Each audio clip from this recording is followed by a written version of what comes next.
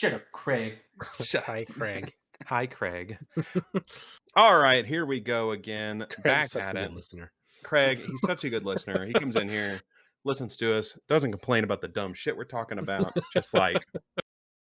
What a great guy Craig is.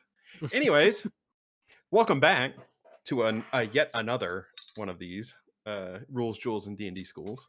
This will be episode 9 weeks. Can you guys believe it? 9 weeks Amazing. already. Amazing. It's going on as long as some of our D&D campaigns, I swear. Some So, of mine, maybe. no, that would be if we stopped at a week and a half. You're right. You're right. You get one session in, sick. You get one session in, and they're like, "Can't wait for the next one, boys." Next one never happens. Anyways, today we're doing some themed builds. I actually think that this will be more interesting than I thought it would be last week, because I think that we all came at this from very different directions. I kind of That was heard the a little. first thing I wanted to ask you. I wanted to know what your definition of a themed build is. So I had this. So like I told you that, and then honestly, I didn't work on it like all week, and I was like, all right. I was Never like, would have guessed. I was like, I know I had a lot of other stuff going on. I was like, I got to get this done. I knew an idea of what I was going to do, so I wasn't starting from zero. But then I was like, I didn't give a lot of parameters. What level is this? What is all this stuff got? How does this all work? And so I was like, I'm not going to do like a full character. I'm going to kind of work off mechanics in the game and make a themed build. Okay. But I've kind of heard I have an idea of what Joe did, and he did not approach it at all the way I did. And I'm going to assume that you didn't approach it at all the way I did it either. So I think I should go either middle or end. I think one of you guys should start with one. I think your builds will be closer, will have a closer approach than my approach. Maybe. What do you have a definition for what a themed build is for you? I think that okay. If it's the theme of your character. Theme of your character, that can be, I think that a theme can be anything from like a story theme or a mechanical theme, right? Like Finn, my sorcerer, had a elemental theme, right? But it had nothing to do with his story. Or maybe you approach it as like, this is my story and it's going to affect my character. That can be a theme. There is one mechanic that I really like, so I want to try to take that to the extreme. That's a theme. Like I think almost anything can be a theme, but like what isn't a theme is I'm going to play this character the literal most optimal way. That's not a theme. I'm just unless that's the theme. Well, that's not. I don't think that's a theme. I think like what. I don't want to. Okay, never mind. I don't want to throw anyone under the bus. If like, let's say you're playing a wizard or a fighter, and you're just like, you just show up every week and you pick spells. You don't think about it. You're not thinking about your story. You're not thinking about anything. You just want to show up and play the game.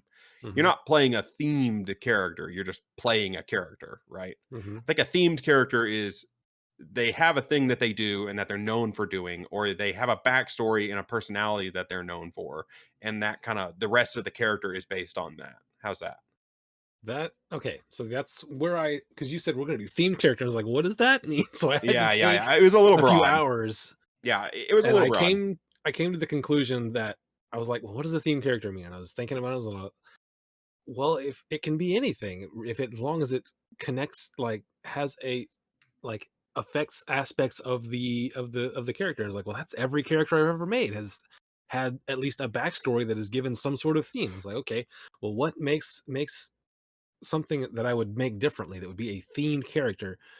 And I thought, okay, well, I'll set it to where what makes it a theme must be that you would do something that would make you a worse at the mechanical part of D&D for the sake of the character. Worse at some aspect for the sake of making what you're trying to do work. So that's what I went with. Yeah, I think that's a good way to describe it. Like my fighter in your campaign is a themed character because I'm a boxer, martial arts kind of guy, but I'm a fighter and those two things don't necessarily go together. So maybe like I'm not doing optimal damage. I'm not doing an optimal build, but I am doing a theme. Finn was a theme. That's an elemental theme. your characters have all had story-driven themes instead of mechanical themes. You know what I mean?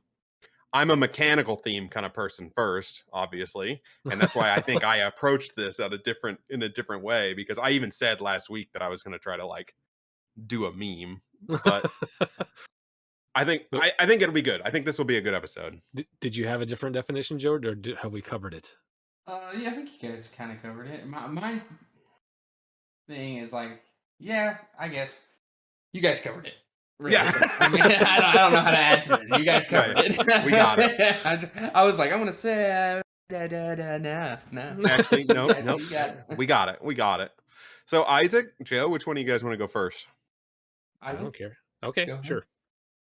So what I did, it took me a long time because I was going through the different things I could do. I was like, maybe I could do some kind of druid that like has a certain interaction with animals. And I was like, I don't really like that. So what I came up with is a ranger that can go a couple ways, Okay. but the main theme is like the reason he is a ranger is because he is a beastmaster ranger. Yeah. And his beast companion, it like saved him when he was a child. Okay. So all throughout the early levels, you were never taking an attack action. Every attack action is letting your pet attack. Yeah. So throughout, and I would the story that I thought of would be like he grew up in a cleric temple, but he didn't want to be a cleric. So one day he like ran off into the woods to like hang out and got attacked but was saved by this random animal. So I gave him, he was a human, and I gave him the magic initiate feat. Okay. And gave him Spare the Dying and Sacred Flame. So basically as cantrips, and Shield of Faith as his spell, so that he can, if he wants to take an action, he can actually Shield of Faith is bonus action, so you can put Shield of Faith on your pet. Okay. And then let him attack. And then and basically sort of play him as a caster for the first several levels. Yeah. And then finally, once he gets to level 5, you can put in that he's been working on his like bowmanship or whatever. And when he gets that extra attack, then he can take one shot and let his pet do a shot as well. Yeah. And then if you want to take it the extra mile, Okay. you can roll a small character like a kobold or something, and take the mounted combatant. Yeah. feat, Okay. Yeah. and ride your pet around and get So advantage on its. I didn't do the first part of it, but I did do it was in Pathfinder, because there was specifically a rule for riding your pets, and you can play a small character in Pathfinder. So I was a gnome, which was considered, I think that's small in Pathfinder, and my pet for my ranger was a rock, like the huge bird, but it was a baby rock, but it was still big enough for me to ride. And it was so cool for the first bit, and then we were in dungeons the rest of the time, so it was worthless. But for that one little beginning part, I was flying around the top, shooting arrows and throwing bombs on people from my rock. But like a mounted combatant, mountain combative feat, and you're like a gnome riding a tiger or something, or a dire wolf. Yeah. And then I put like there's some feats you could take to sort of play with it. If you take like Warcaster, it kind of lets you be that caster for those early levels where you can hold concentration better on your Shield of Faith, and you can take opportunity attacks with Sacred Flame if you need to. I also had in there that potentially Fey Touch could be good because you get another extra spell. Meta Magic Adept, you could potentially like put a buff on yourself and your pet at the same time. Yep, that'd be good. Yeah. Things like that. But basically the whole thing is about your pet is the adventurer. Is the big part. Yeah. and you are still learning throughout the first several levels. That's a good like theme that grows throughout. Yeah. Right. Yeah. I was making it up. I was like, this might be fun to actually play at some point. Yeah. But just write it down. You'll be able to do it later. I made a character in D&D Beyond. It's ready to go. You could just come back to this episode and listen to yourself talk about it. I think that's really good. Yeah, I think that's a good like it's a character that's evolving over time. I think 5 levels would be very hard. Maybe 3 levels is the before you start attacking, because Well, 5 levels is forever. this would be using the Tasha's pet, Beastmaster, yeah, that's so a that lot it better. scales with you. Otherwise, don't do it. It's worthless. Well, it'd be But yeah, like I imagine its power spike is going to be a lot like the Circle of the Moon Druid, real strong for like the first 5, and then the pet starts to fall off. I haven't really looked into the Tasha's Beastmaster all that much. I know it's a lot improved over the original one because the yeah, it's original one was because it worthless. actually gets better as you get better because it scales with either your level or your proficiency bonus. Mhm. So it actually will continue to do things. Can you take a large pet You can like take a a medium direwolf? pet. I don't know. Okay, I think it's a medium pet.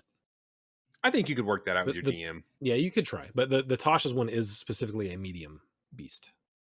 Okay. Well, unless you want to like workshop this a little more, where like, but I think honestly, I think that's pretty fleshed out. That's like, there's nothing mechanically to add. Cool. I thought it was fun just because it sounded fun to me. Like I would like role play the parts where you're trying to get better with a bow. I think you once don't do hit bow. 5 and you get that extra attack. That's when you can.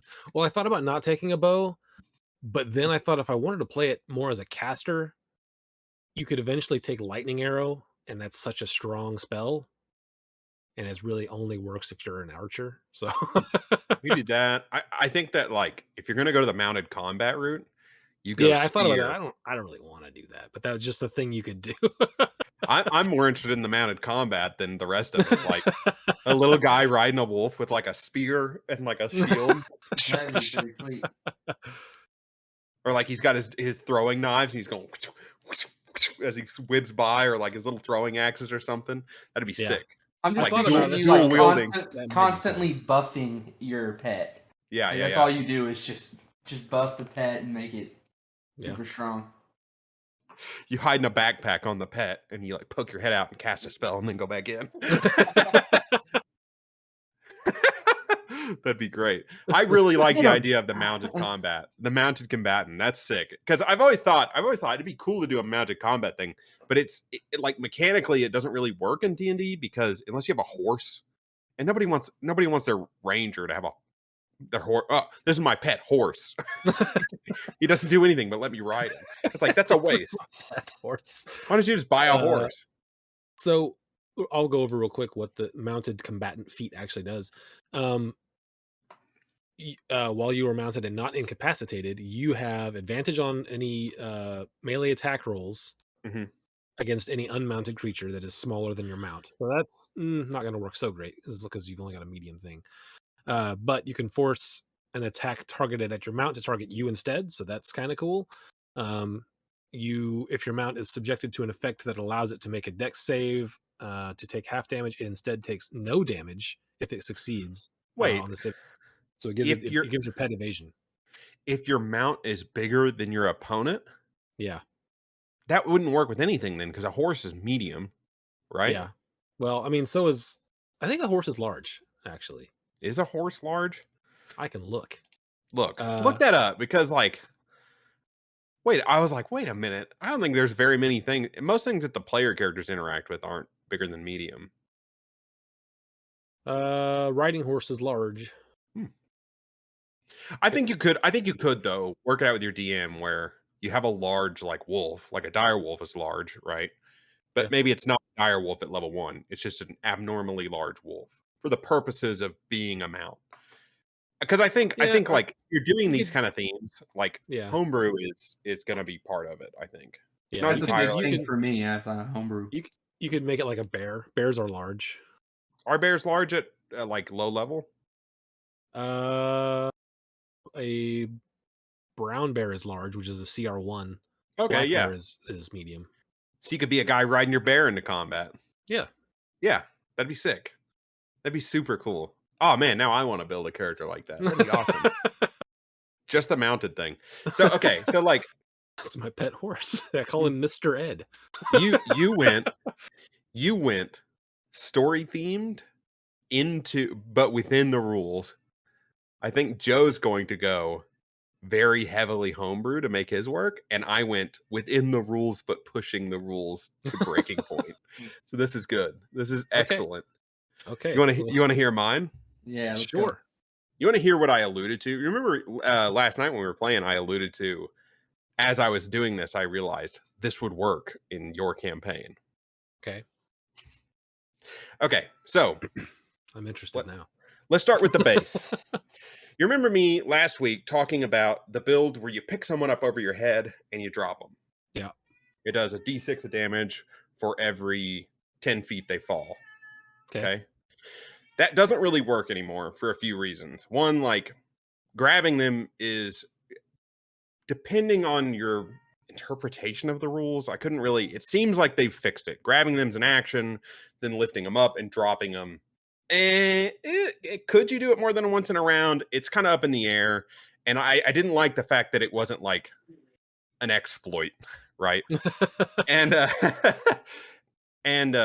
besides the fact that the tallest player race is Goliath, Bugbear, and Furbolg, which like a Goliath and a Furbolg max out at like 8'3", and then the Bugbear maxes out at like 8 feet. But I think it's practical with any of them because obviously you raise your arms above your head, you're gonna be over 10 foot tall if you're an 8 foot tall person. Yeah, but I think that the build would work particularly well with Bugbears because they have the long arm feature. Where they have a 10-foot reach. So their arms are extra long. They could reach up and drop someone, ostensibly. And also, all of those races have the powerful build trait, which give them double carrying capacity. Right. So carrying capacity in D&D is calculated as your strength score times 15, right? So let's use Vonic from your campaign as an example for this. While I'm in werewolf form, I have a 24 strength. All right. That is doubled as part of the powerful build feature, right? Okay. Every time you go up in a size category, your carrying capacity doubles again. So Ray has enlarge reduce, right? Okay. Yeah. So I could go large, making my carrying capacity. I did 1,440. And then when Ray makes me huge, I have a lifting capacity of 2,880 pounds in your campaign. Is that carrying capacity or lifting? Because lifting is like even more than that. That's carrying capacity. No. Maybe that's lifting. I read this a couple days ago. Just bear with me. It's one of the two, carrying or lifting. Okay. I think it's carrying. So I can carry. Lifting is it's super high. I could lift 2,880 pounds. I could throw a boulder at someone. So then you have improvised weapon rules, which is what I'm going to lean on for the rest of this. Okay. If you are going to throw an object that isn't a weapon, like say a boulder, and you're not a troll, which has like a boulder throw built into his character, the damage isn't really that good throwing something. Even, I mean, obviously you'd work it out with your DM. If you're big enough to throw a boulder, it's not going to do 2d4. It's a 2d4 boulder right there. But what you definitely could do is improvised thrown weapon is a 30 to 60 foot range. So if you scoop someone up and then threw them straight up in the air 60 feet, they would fall straight down and take 66 of unavoidable damage. Featherfall. Every character has Featherfall. And if you have 2 attacks in a round, you could grab them, throw them as part of your move or whatever, up, down, grab them again, up, down, potentially 12d6 of damage in a round. Yeah, that feels wrong. You're using a person as an improvised weapon, essentially. But you totally could. If you're huge, yeah, they're small enough to pick them up. Yeah, I mean, you'd have to bring in like shove rules, basically. A shove only moves them up to 10 feet, I believe.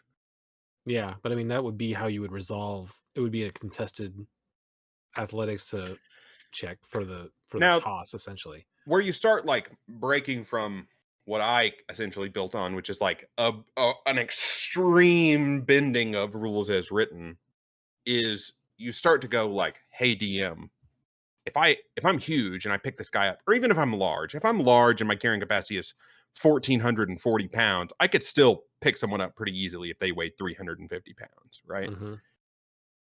What, like, you'd have to work out on like an improvised damage chart, picking someone up and chucking them at their friend, right? Yeah, I mean the game is not built for you to throw people. It is built like the as far as rules is written, you are allowed to shove them. I think up to 10 or 5 feet. It's like that is as far as you can go. Now, if you're huge, obviously there are monsters that can throw people way further. Yeah. So So 60 feet doesn't even seem like that much, right? yeah, But like you remember, well, I don't know. You did you have any siblings? You didn't have any siblings, did you? nope. Okay, did I not. had older brothers. So like they do the thing, watch this, and they chuck a football straight up in the air as far as they could. And you're a little kid and you're like, that's sick. This is what that is. You're grabbing this person. To you, they're like the size of a football. And you're throwing them like a spear straight up Yeah. into the air, right? And just Yeah. waiting for them to fall. And then when they boom hit the ground, that's what you could take your second attack, even just like bash them, hammer fist them down.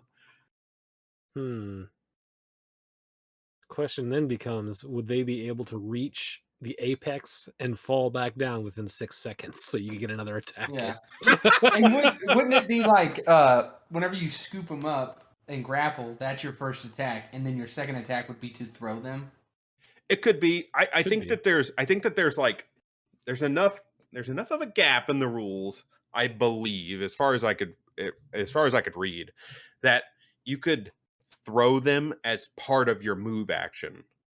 So the grapple's just the first is the attack, and then as part of your move action, you're throwing them because you're not attacking them when you throw them, technically, right? But yeah. that's a more extreme. But even if you ruled it the other way, which is like I grab, that's an attack. Second attack is throwing them in the air. 66 of damage is still quite a bit. Yeah. That's a fireball, right? That's pretty close to a fireball. Yeah. Single target fireball. And like the other thing I thought of, which isn't throwing them in the air, but I couldn't really find a ruling on it, and it is totally like work with your DM, is like I pick them up and I throw them as hard as I can straight at the ground. Yeah, this is where it like gets into object versus creature rules. And it's confusing because if you're that big, then essentially they are the size of small objects. Yeah, exactly. To a medium-sized person. Yeah, I wouldn't pitch it as like my 8-foot guy is going to pick up a 300-pound guy and chuck him 60 feet in the air. I don't think even if you were super super strong, that would be hard mechanically to like pull off, right? If you had your hand on their groin and throw it, yeah, exactly, spinning around, just spin around and chuck them straight out. I did look. Okay, as part of this, I looked up. Okay, what's the world record for a shot put throw? It's right about 75 feet, and a shot put ball weighs 16 pounds. An Olympic shot put ball. Yeah. So, but like, how much could you scale that up? But of course, you can't really apply those kind of physics to D&D, anyways, because yeah, it starts to break. Yeah, that's you need to get in the campaign where everyone is doing this kind of build. That way the DM can be like, okay, yeah, just go crazy and stuff's going to be hard. Yeah, I guess, yeah. But it could not do that much damage, right? If you really ruled it entirely on improvised weapon rules, like chucking them 60 feet in the air would do 2d4 or a d4. Yeah. Instead of the fall damage, even though it would be hilarious. You're on top of a mountain. Maybe we'll do that. Like in between, if we finish campaign 2 and are going to go to campaign 3, maybe we'll do a little in between where I'm just like, okay, just make the most broken thing you can do, and I'm going to give you some stuff. I'm going to try to kill you. I don't even necessarily think that this kind of a build is, in the traditional sense, OP. Because it's pretty OP. It is a persistent, at least 66 of damage plus. Well, potentially. It depends on if you give him like a dex save to land or something. Plus being prone, which means anything that they get hit with next is going to have advantage on them. Okay, that's pretty strong. I thought about this just now. You go full performance for it. You chuck them 60 feet in the air, and then you ready up your next attack to uppercut them as they come down. So you get force on force. Wouldn't that hurt you too, though? Because that guy falling would be. Nah, Yeah. dude. If I threw a freaking like what is Football up in the essentially air and drop kicked it. Yeah. yeah, exactly. It'd be fine. Or if I threw a cornhole bag up in the air and uppercutted it, it's not going to break my hand because it's tiny compared to me. Now, if I threw a lead ball up in the air and punched it, it would break my hand. But I also wouldn't be able to The throw difference. it 60 feet in the Instead of air. a football, it's a human, very dense. I mean, Moderately it's dense. moderately dense. Compared to like an air, a Yeah, that's ball with true. air That's in true. it. That's like Yeah, but they're that's also like a little, if you threw a rock, they're also a big like a squishier. big size rock, 30 feet in the air, and then you tried to uppercut it, you'd break your. But a fist. rock has no give, and a person does have give. They have give They in their have give, bones. but not a lot compared Yes, to they a do. Okay, football. how about this? How about a softball? That's still going to hurt a little bit, But it's but not it going to has some break. give. Yeah, it has some give. And I don't even think. I think a person has more give. I don't think a person has Depends on more where give you than hit a 'em. softball.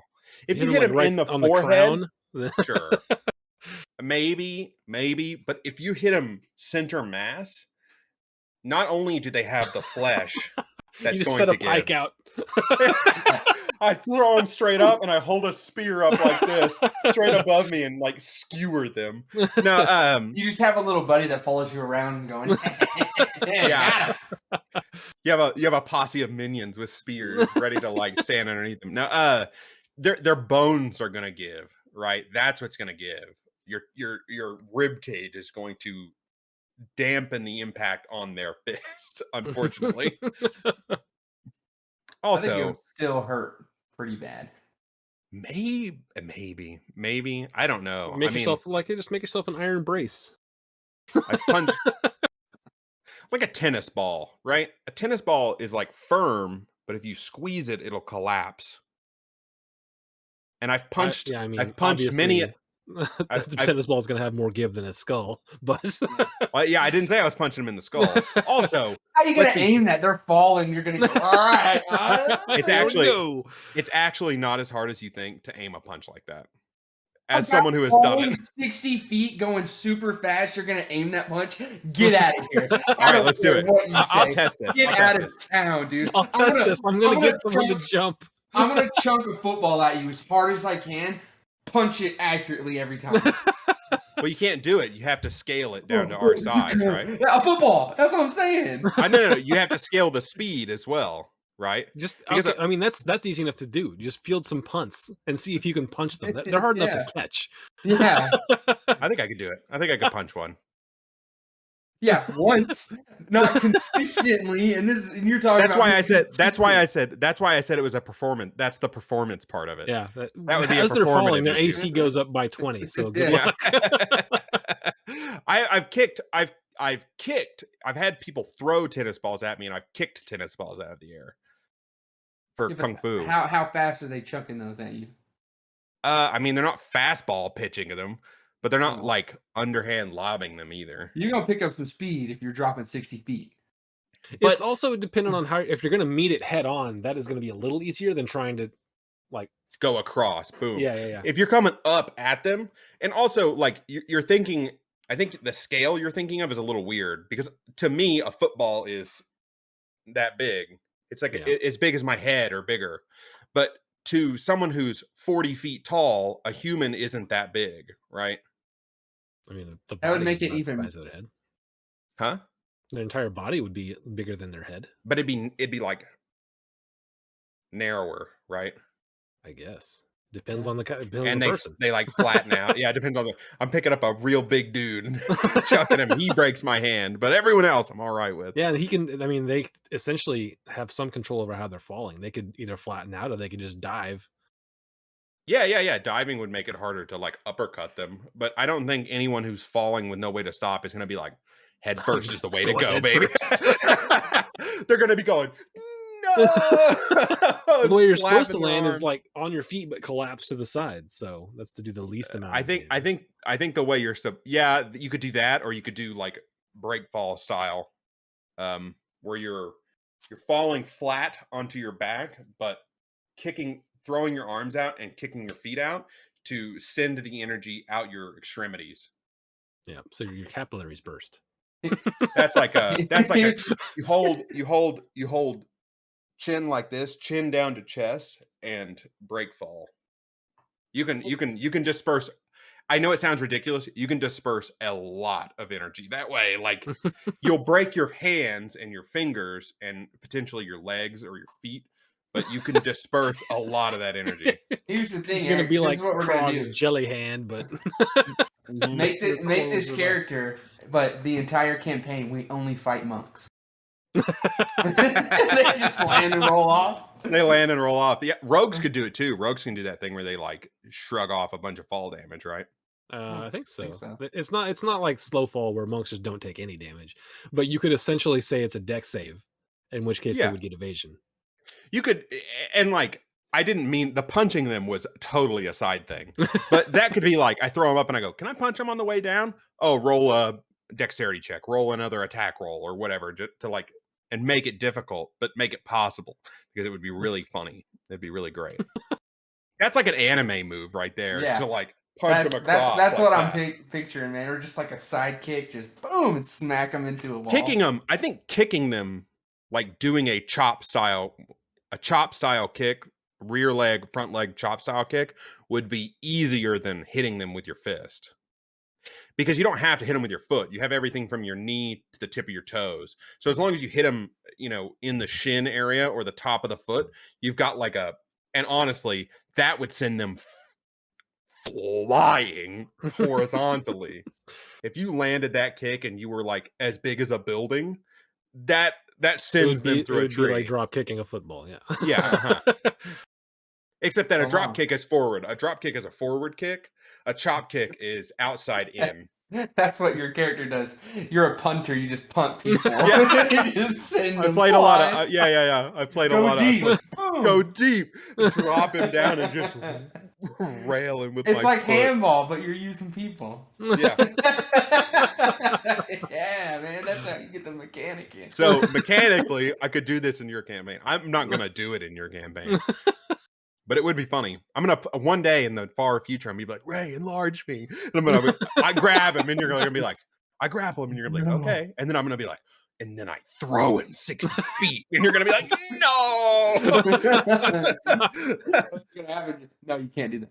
We're gonna be fighting Yeah. someone. That's We're what's gonna happen. We're gonna be fighting someone on a mountain, and I'm gonna pick them up, and I'm gonna be like, see that cliff over there? I'm gonna throw him off the side.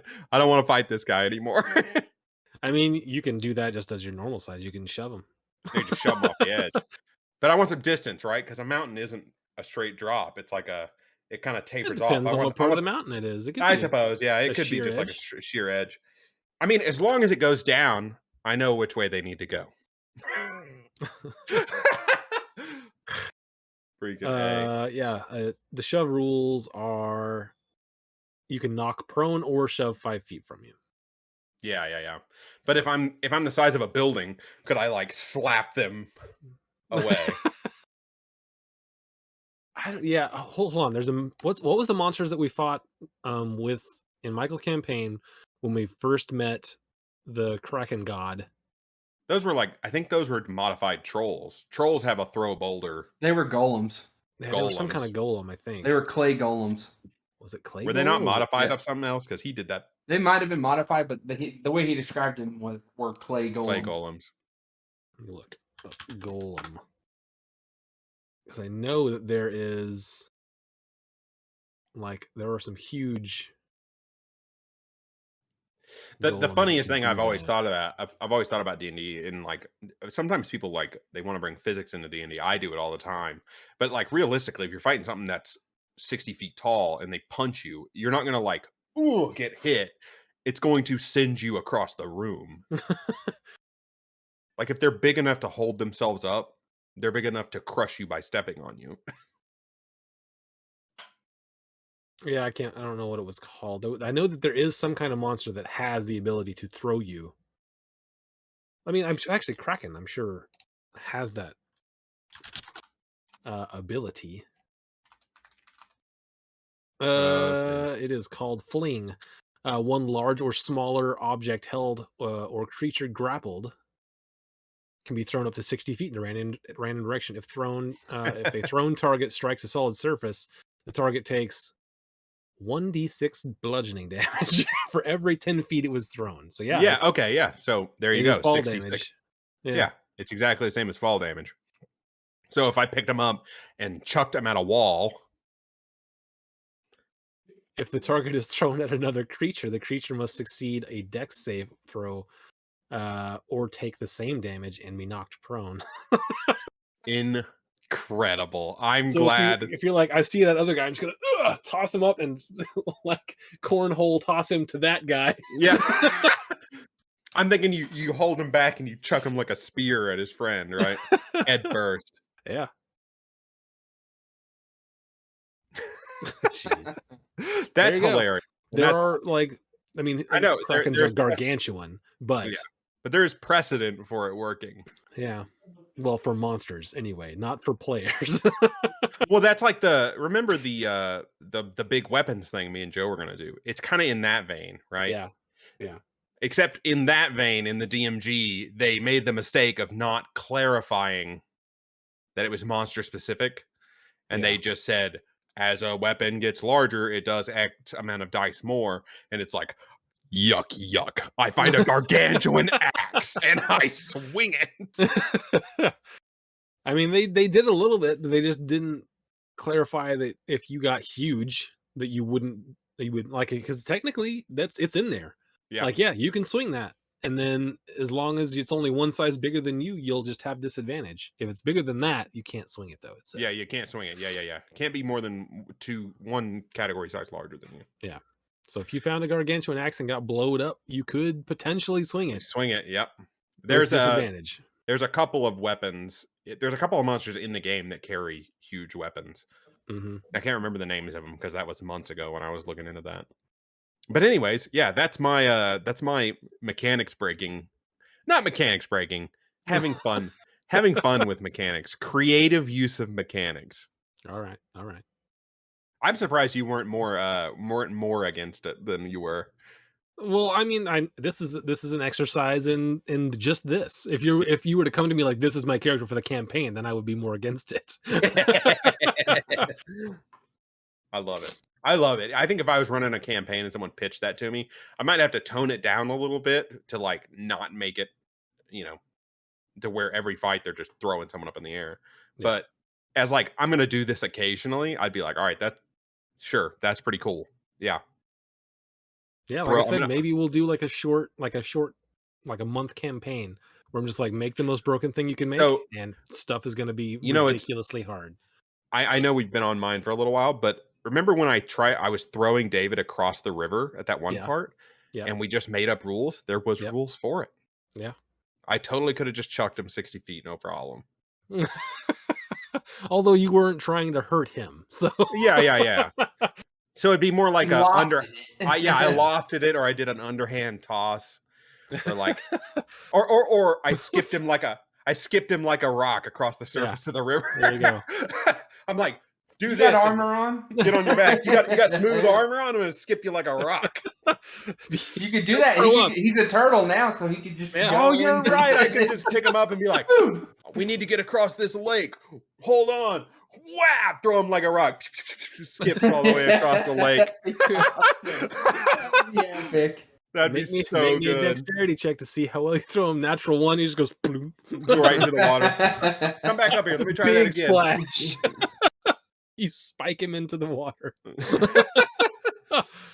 What's your character backstory? I was a world-class rock skipper. I held the world record for rock skipping at one time. Right in your backstory, proficiency rock skipping, and you're like, I got this. All right. That's enough of my shenanigans. What about you, Joe? What do you got? Mine is a lot. It's a lot of homebrewing, and you'd have to find a lot of ways to balance. Okay. Getting that out of the way. But mine would be like your character would be the race would be like an ogre or something really big and gross looking, and he would have. I'm picturing a fighter, and as the main class for this, a big dumb fighter, and he has a conjoined twin on his shoulder or something that is able to cast like cantrips or maybe level 1 spells, like a level 1 sorcerer or something. Okay. So the way that you would do combat is like you'd be up close hitting stuff, and maybe you could by level 5 you could swing once and use your extra attack, and he could throw like a firebolt or something, or maybe if you level it up, if you take levels in sorcerer, so it levels up the conjoined twin, or you take different levels, flip back and forth, flip back and forth and grow it like that, or find different ways, or maybe if your DM's cool with it, you play 2 characters, but they're conjoined twins. So that's like they have one movement, but they both get to kind of go do certain things. Or this sounds like a pretty fun one shot. Yeah. Yeah. Yeah. Everyone controlling the same guy. Yeah. Oh no, that's how it could work. This could be 1 player, 2 players in the same character. Yeah. That would be fun. I think you could do that in a campaign. I didn't think about this when you told me this the other night, Joe. But yeah, you could do that in a campaign where like they each get their own independent actions, but from the same person. Right. But only the big guy can move. Yeah. So you wouldn't want the second guy to be any kind of melee. Yeah. Or really, depending on how many arms you had, any kind of archer or anything either. Just something that can He's gonna have to take Warcaster. Yeah. He's D&D Ogre Magi, dude. Yeah. But I'm just like, I'm picturing the role play, the banter between like the big dumb one and like the smart caster in the corner, like just like Exactly, I told you to go that way. Yeah, what are you I doing? know. He told me about this a little bit last night, and I was like, man, it's a great idea, but it sounds like Ogre Magi from Dota 2. Yeah. I think it would be cool if you were like you'd level up in the fighter and stuff, and you have the ability to throw cantrips. Like a firebolt, or like it'd be like low level, like you wouldn't be able to cast spells or anything, just cantrips or something to balance it, or find different ways to. You could essentially do that with just a magic initiate feat. Yeah, and just take a couple attack spells and be good, no problem. That could totally work. That'd be really cool. That'd be a cool like multiplayer. You would just have to like as long as the DM would be cool. If I could attack once. And then use my other attack as my action, and the little dude could cast Blade Ward on the body, so you have half damage or something. Yeah. It's like, but just ways to like that. That was the struggle. I was trying to balance it whenever I was thinking about it, and I don't even necessarily think it's broken. Yeah, I don't think it's that broken. I mean, there are ways to do it that is actually rules as written. As long as you like, if you're a fighter, you could take action surge, and that could be your second guy going. But that does sound to me, that sounds the most fun as a one shot with like 2 to 3 PCs. Could you do it alternating rounds? That's another thing I was thinking about, was like 1 round you're a get fighter, 1 round as a fighter, 1 round as a sorcerer, and then you level up both as you level up, so they both stay even. You become the most utility hero ever, though. Yeah, this kind of reminds me of a thing that you and I had talked about, Eric. The multiple personality. Yeah, running a campaign with multiple personalities, where like every morning random, you roll a die to see who you are that day. Yeah. I'd love to do that sometime. That takes a lot of D&D knowledge. That is not for new players. No, that's not a new play. That's not a new player. D&D Beyond, that would help a lot. I mean, you'd have all your characters there, so you could just switch back. I think I can manage that. Where like if I was a different character every day. How would you do health? Would you have 1 health for the whole? It'd be 1 health for the whole health bar. You keep the same.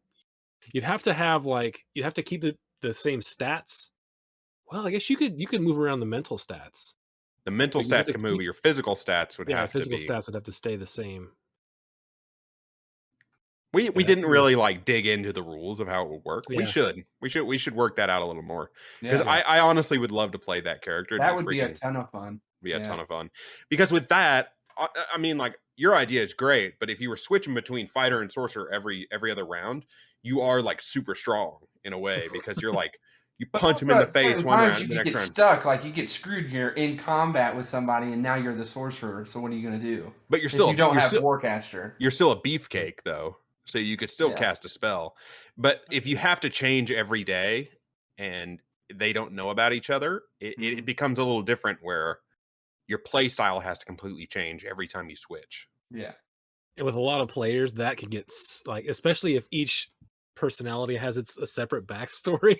Yeah. Your poor DM's gonna be like, I don't know what's going on. I think the way that would have to work is like there is the main one that is your main PC that has a backstory. And then something has happened to them to create these alternate personalities, and they don't have fully fleshed out backstories. Their backstories are just like a variation of the main person's backstory. Yeah, Can you imagine which is on later. Like they know some of the same people type thing. Yeah. Every morning you'd wake up and you'd be like, "Where am I, dude? What are we doing? Who are you guys?" That'd be great. That'd be Meet great. the party like 6 different times. You have to like start the game out in like some sort of asylum, so you all know each other. Yeah. God. Mirrors everywhere. That would be a fun way to start. Everybody's kind of a little whacked out, a little crazy. They're in an asylum. Nothing would work. You have to have some characters that are like all the way there. Otherwise, like the campaign's not going anywhere because you're like, you got the one guy who wants to murder everyone, and the one guy's a pacifist, and the one guy who's like kind of in the middle, and nothing ever happens. Or all the time you're just killing everyone who's important. Yeah. That sounds like it would be a lot of fun too, though, honestly. Yeah. It would.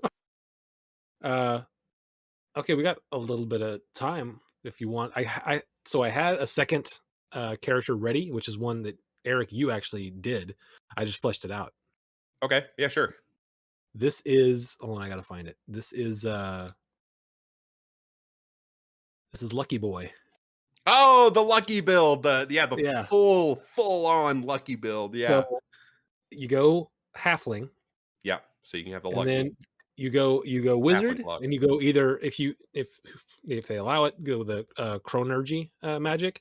If not, the divination sort of works. It's not quite as good, but it still does work a bit. Yeah. At level 4, you take the lucky feat, and then at level 8, level 8, you get another feat. You can take bountiful luck, which is a halfling only feat. And basically anytime you don't like a roll, you just re-roll it. Yeah. And that could be played one of two ways. Like you're either the ballinest guy ever because you're so lucky, or you're not very good at anything, but you just get lucky so often that you look like you're competent. So for the if you know, for those that aren't familiar with how the mechanics would work, as a halfling, anytime you roll a natural 1, you can re-roll it. If you roll another natural 1, then you got to stick with it. Yes, yeah. But anytime your first roll is a natural 1, you just get to re-roll it. So that's really good. It's basically like if you roll a natural 1, you have advantage. Yeah. Lucky is a feat where anytime there is a d20 that rolled that you make or that someone makes against you, you can re-roll it or have them re-roll it. Force a re-roll. Yeah. You can do that 3 times a day. Bountiful luck is any of your allies roll a natural 1. You can be like, no, you got lucky, and they can re-roll it. Did they change that? Am I thinking of a different edition when I came up with this idea? There was one. There used to be one where you rolled a set of dice at the beginning of the morning. That's divination. Okay. I think that's the way I would do it, which is like I not only am I lucky, but I have this pool of dice to pull from. Yeah, so that's the way divination would work. Chronergy is just basically like 2 more luck points. Okay, yeah. Re-roll again. Yeah, but yeah, that's just like anytime you don't like an outcome, I'm gonna do that again. I'm gonna do that. Let me do that again. Try that one more time. How many rolls a day? I don't know. That would be. I think that would be fun to play. Yeah. Dean would hate you. Yeah, you never fail anything. No more luck ever again. Yeah, Michael told us we couldn't take luck on that 2.5 level feat thing. That's like the summoning stuff. No more summoning. Golly, I love a summon build. I don't want to get into it, but like I think that a full summoning build by like level 5 or 6 could beat almost anything in the game. It's just like, and then this big monster comes, and you're like, all right, so I'm gonna twin cast this thing, and I'm gonna have 50 fucking ferrets that are gonna run over and eat your eyeballs out. And it's like, yeah, you kill a couple of rounds, but 15 hits around at 1d6 a hit is like brutal. Remember the knives that I did in your campaign, the living knives? It was like, all right, guys, big fight. Here's my array of knives. They come to life. They go and stab them to death, dude, because they're And while smaller. they're out there, I Steel Wind Strike. Yeah, Steel Wind Strike. Dude, Steel Wind Strike's such a cool spell. I loved that spell. That spell was rad. It was pretty good. But anyways, is that it? We got any? That's all the themes for this week, right? And I think we're bumping on right on an hour, right? We're under an hour. We started at 51 minutes ago. 51 minutes ago is when we started. I don't want to go into the summon build. Summoning builds are weird because depending on the class you play, they either work really good or they don't work at all. Yeah. And I think the only ones they work really good is Druid or Sorcerer, and for different reasons. Druid because they're summoning a ton of animals, and potentially with Meta Magic Adept you could do a lot. But like the Wizard, the bringing the objects to life. Twin spell has to have a target. I don't think you can just cast a spell twice. But it's okay. So like the thing where I bring the knives to life, those are a target. So I could twin that and have double the knives, right? I don't think so. Because it's. Let me look it up. Yeah, look it up real quick, just to make sure. So I need to know about. Okay, I need to know about Twin Spell. You look up Twin Spell. I'll look up Animate Object. So Twin Spell, when you cast a spell that targets only one creature and doesn't have a range of self, you can spend a number of sorcery points equal to the spell's level to target a second creature in range with the same spell. Oh, so it has to be a creature, not an object. Not an object. Okay. Because if it didn't specify that, it could still work with animate objects, just not tiny ones. You'd have to go for bigger stuff. Because that huge, you can only animate one. You could I have to double check, but I think you could theoretically do Awaken as a twin spell. Yeah. Could you though? Because you're targeting an object with Awaken. Depends. You can target a beast. You're right. Remember, you're right. Beak awakened Scorpion. Big giant Scorpion. Yeah, you could potentially twin Awaken. That's only a 5th level spell too. So, oh wow, yeah, you could do double awakened trees and have like, or double awakened anything. That'd be awesome. You have to do some multi-classing to get there, but yeah, you could do it.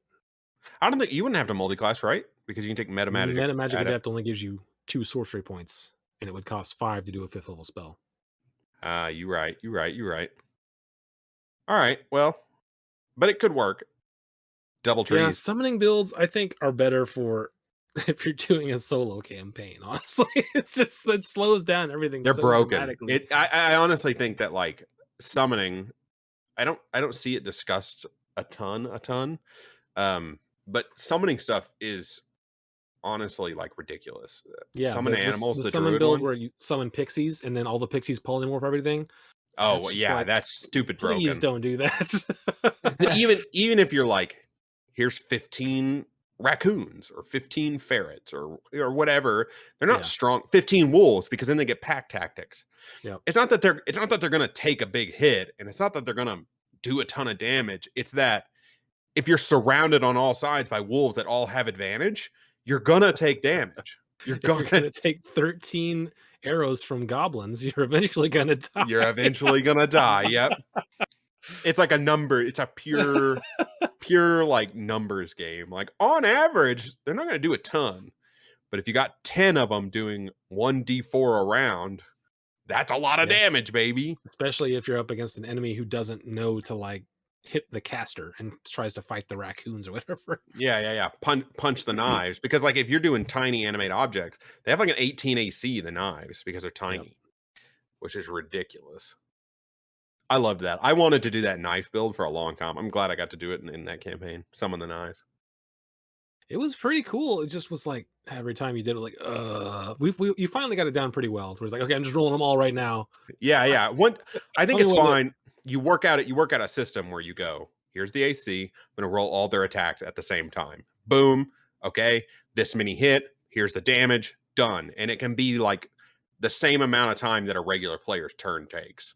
Also, online platforms help with that tremendously. Yeah. Yeah, there's not as much math to do. And you You know can what I just mean? here's all the d20s, and you can just read them quickly instead of I've only got 5, so I'm gonna have to re-roll these a bunch of times. Yeah. Doing it that way. Yeah, I mean, I'm not gonna.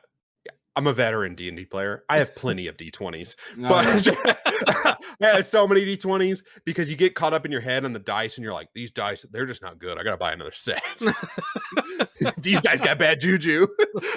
Animated spellbook on YouTube did a hilarious like dice video where he's like, you check the dice like this, and then you set them on a 20 and you walk away for a day and you come back, and if they moved, then you know they're a bad dice. Or like it's like total horse shit. You draw a pentagram around your dice so you can get the blessing of a demon, like total bullcrap stuff. You know what I mean? Yeah. Roll Hey, it 5 it times works. and take Don't knock roll it it till you try it. Huh? roll when you're gonna buy a set, roll the d20 at least 10 times, then take the average. If it's over a certain amount, you know that's a good set. It's like that doesn't matter at all. It's just like probability, but you're like convincing yourself that this is how it's gonna go, dude. You That's roll that freaking thing 20 hilarious. times. If it averages out to higher than 10, you're good to go. Oh, that's a good dice set, baby.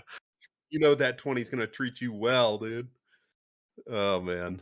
Now, there is something to be said about like floating dice and stuff like that. That's a real thing, I think.